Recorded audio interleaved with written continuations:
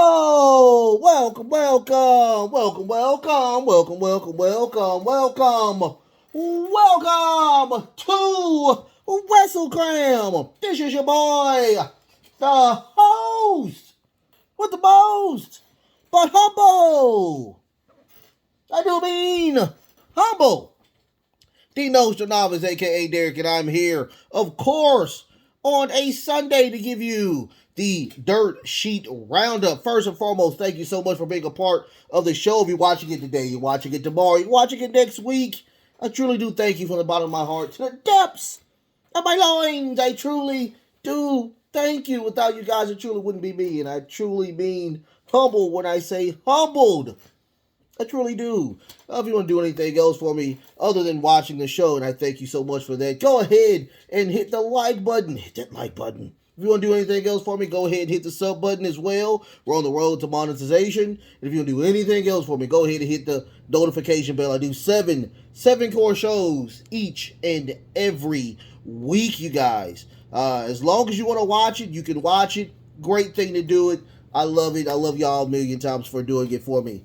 Now, today is the Dirtsheet Roundup. This is episode 22 of the Dirtsheet Roundup. If you don't know anything about the Dirtsheet Roundup, let me fill you in on it or whatnot. So, what I do is I try to grab as much news as I can from the week of, or the week after or whatnot, and I put it in a nice little blender. I blend it up really nice, put some ice in there, put some nice little fun fruits in there, and I serve it to you like a smoothie, and you sip it up and you enjoy it.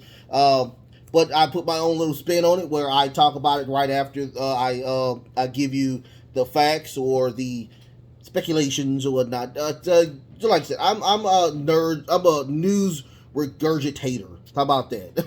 That's what Stephen Larson used to say. They're news regurgitators. And we just put our own little spin on what we hear in the news as for what we see. So let's talk about it first and foremost. Of course, I'm going to talk about it, which is Adam Hangman Page.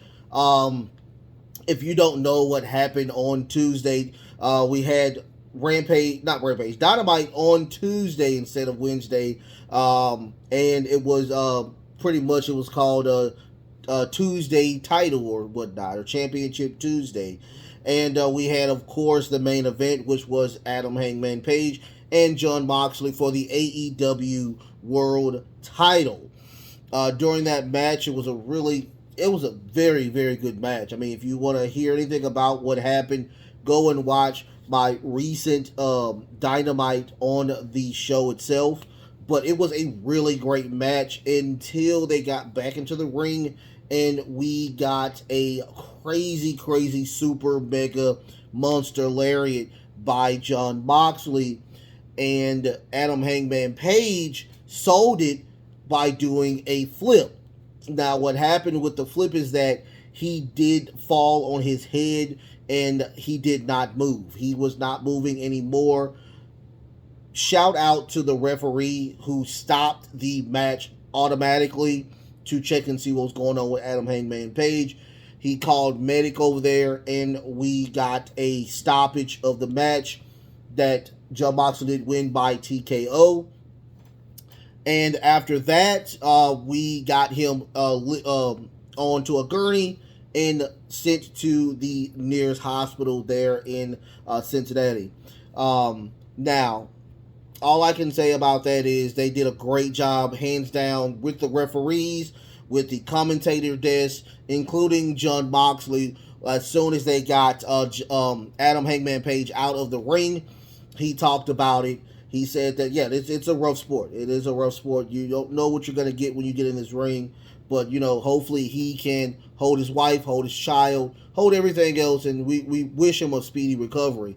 Now, we do have updates of Adam Hangman Page. Well, we got it right after the show where AEW did say that it was diagnosed as a concussion and he has been discharged and he's now in the recovery process. We did also get a tweet by Adam Hangman Page saying he's fine. He's just waiting to get back into the ring. Now, here's the thing. I just want to talk about this as well. Even Jim Cornette even Jim Cornette said that this was nobody's fault. This was just what happens when you get in the ring. I love Jim Cornette. I'm a huge Jim Cornette fan. I know he doesn't like Adam Hangman Page, but he does like wrestling, and he does care for the person other than the wrestler. And he did say his heart, and hopefully he said his heart goes out to Adam Hangman Page. But he did say this is a sport or spectacle where truly things like this will happen. And I do respect Jim Cornette for not blaming John Moxley or Adam Hangman Page. And once again, we do wish Adam Hangman Page a speedy, healthy recovery. My positive and healing energy, I'm sending it to you right now. Much love to Adam Hangman Page. So let's talk about, of course, WWE and BCW partnership. Now, the wrestler Observer was talking about it. Apparently, a tweet came out with Joey Janela tweeting for everybody at GCW Wrestling to, in case you missed our email, please promote at WWE Monday Night Raw. That was last Monday Night Raw. Other talents from GCW retweeted all of WWE things that they have tweeted throughout the show. Management from GCW would like to borrow almost as well from time to time to bring them onto the show. It may be a collaboration for the video library to be shown on the WWE side of the Peacock streaming network. All I can say is that, man, if you're trying to get your money, you're trying to get your stuff out there exposed, I can't be mad at what you're doing. GCW has been around for quite some time now, and I understand that they are trying to get more eyeballs on the product, and I would leech off of WWE as well. They're the biggest, hottest wrestling promotion out there, so I can't be mad at them for doing that. As a matter of fact, it's a great thing. Also, you want to get some people to put eyeballs on your product. You want to get Almost. A lot of people love Almost. I like Almost. He's a really great person. And also get MVP out there to get his mouthpiece out there. He almost can't talk for crap, but he's a great person. I mean, strap the belt on him, have that belt be on WWE programming. I mean, what can you say? I think that's pretty cool. I think it's pretty cool. The collaboration when it comes to whoever WWE does a Forbidden Door type thing with, it's going to be mammoth. It's going to be humongous. And I truly enjoyed the AEW New Japan Forbidden Door type thing, but everybody was so injured at the time. So, I would love to see something like that, but in a bigger, broader scale. And I can't wait to see what we can do with this.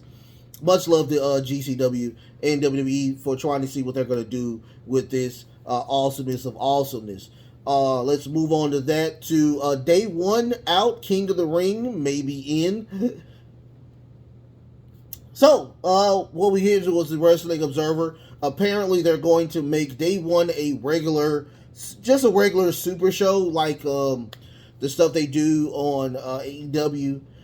So after Survivor Series, it's gonna be 2 months, and then we're getting the Royal Rumble, which is very weird because we usually get some type of that day one will be right there, and apparently they're giving everybody off pay-per-views for a couple of months because that's what's gonna happen.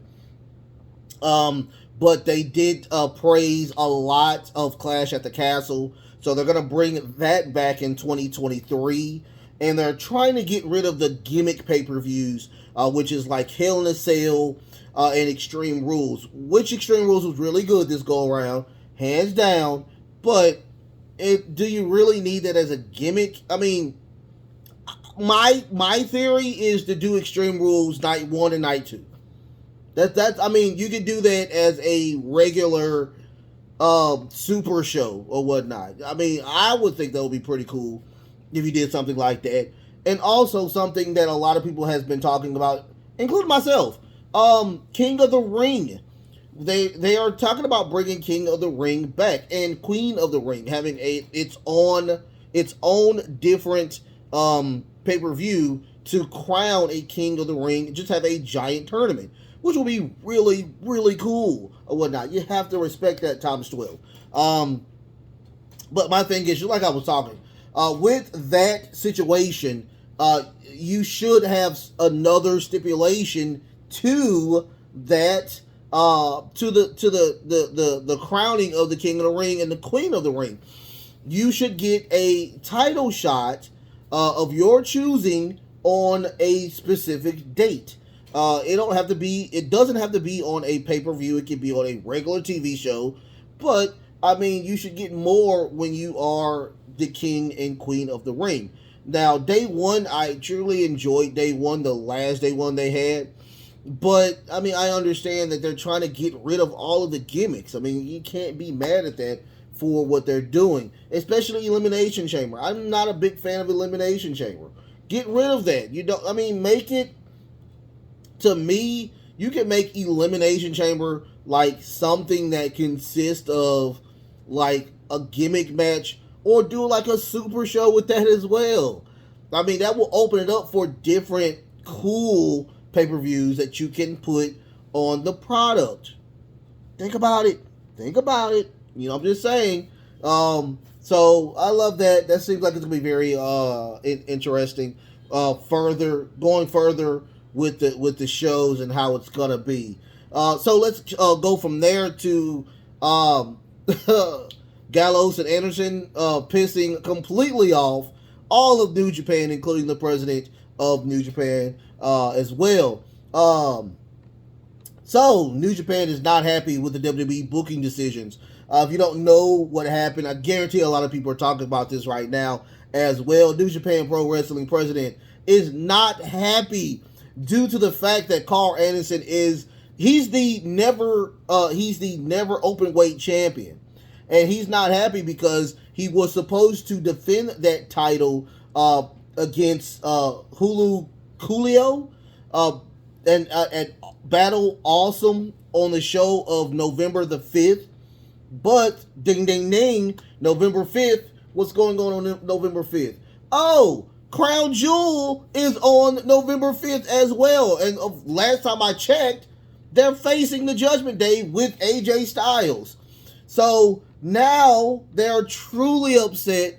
When I tell you, they put a video out on Twitter. This is the Good Brothers jokingly talking about you didn't run it past Gallows, who is supposed to be the manager and his booking manager, so the booking doesn't count.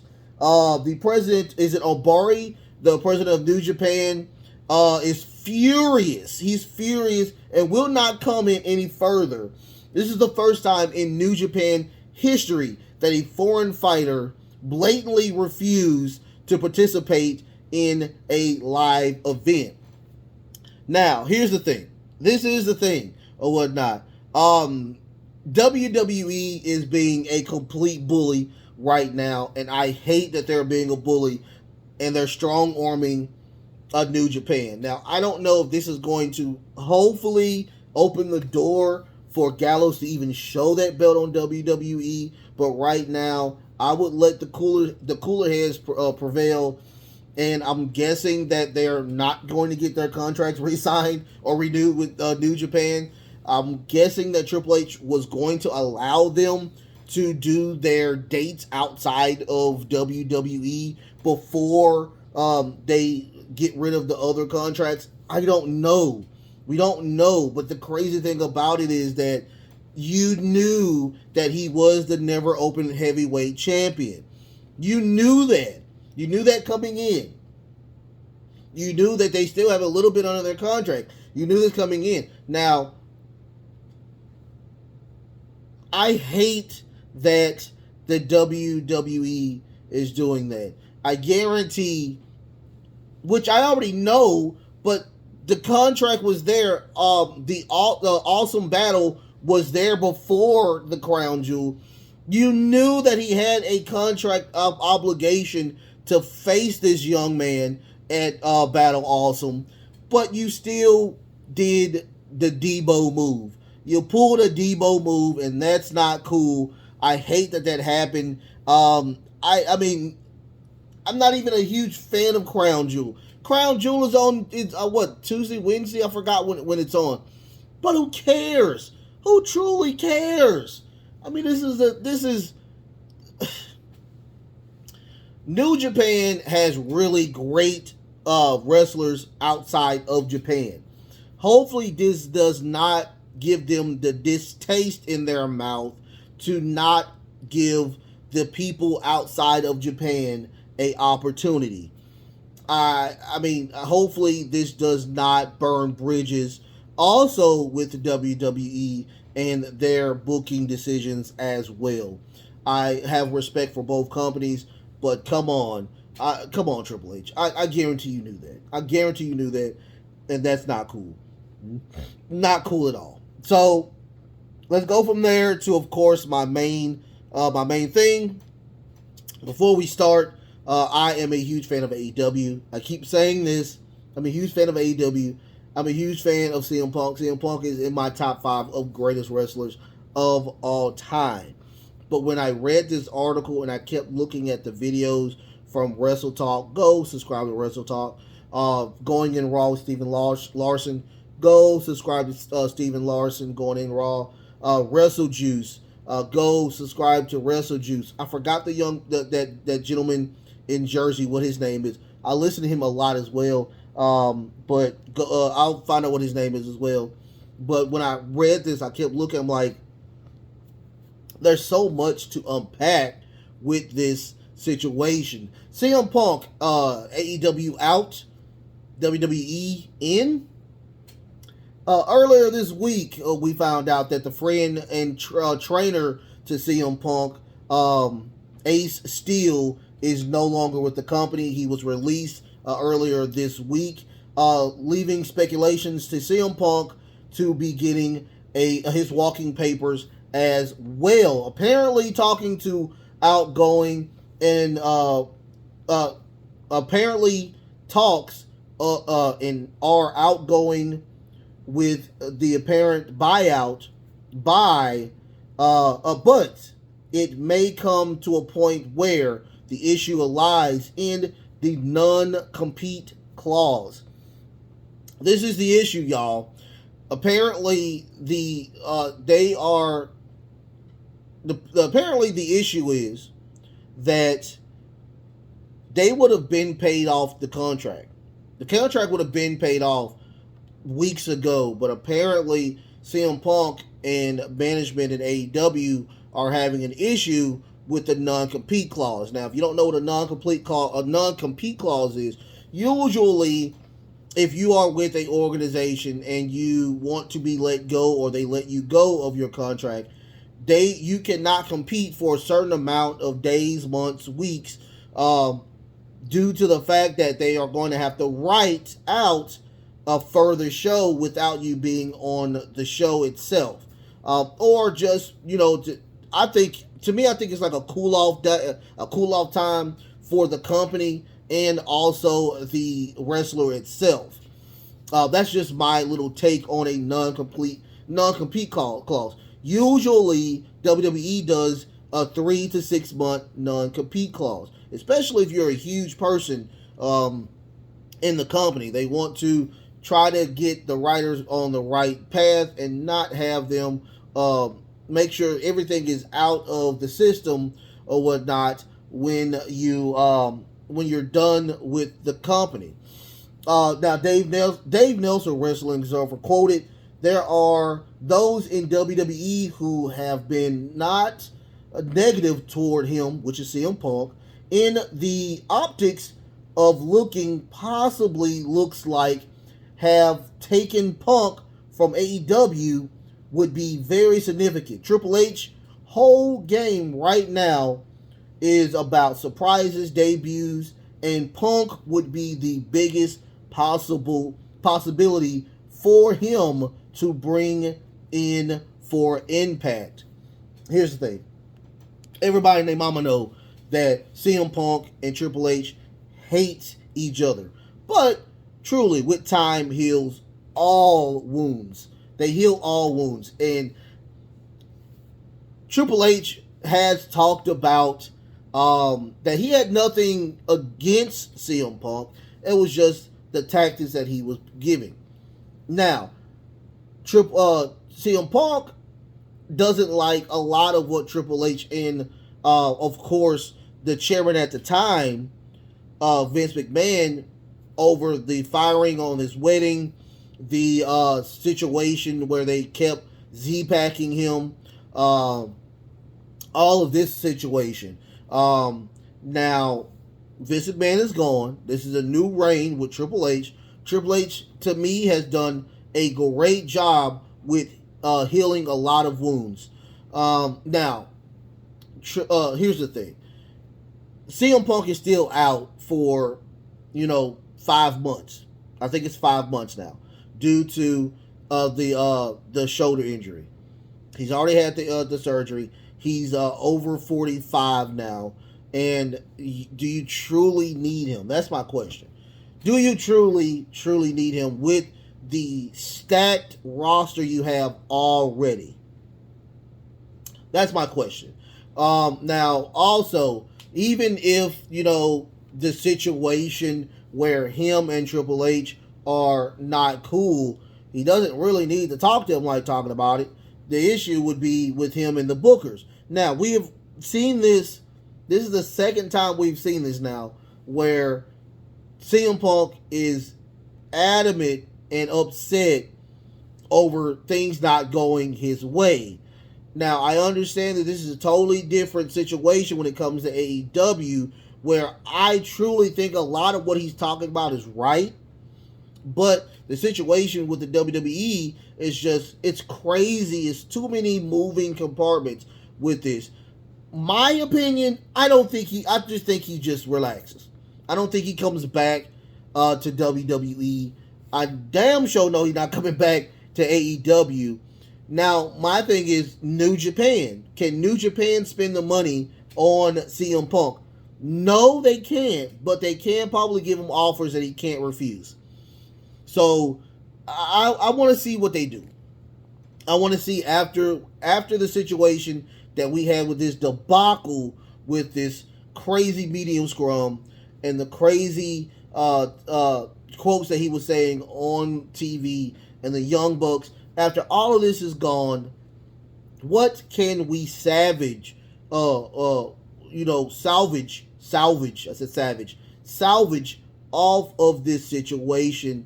I hope we can. CM Punk is a talent beyond its means. He was the only person to get AEW over that $1 million and consistently giving them the $1 million, the million person watch rate. He consistently did that. So you have to respect CM Punk for what he did. And I respect everything what the Young Bucks and Kenny Omega has done as well. But just like I said, if I had to choose a side as of right now, I'm still choosing the CM Punk side, because the Elite came in with the notion of not liking this guy.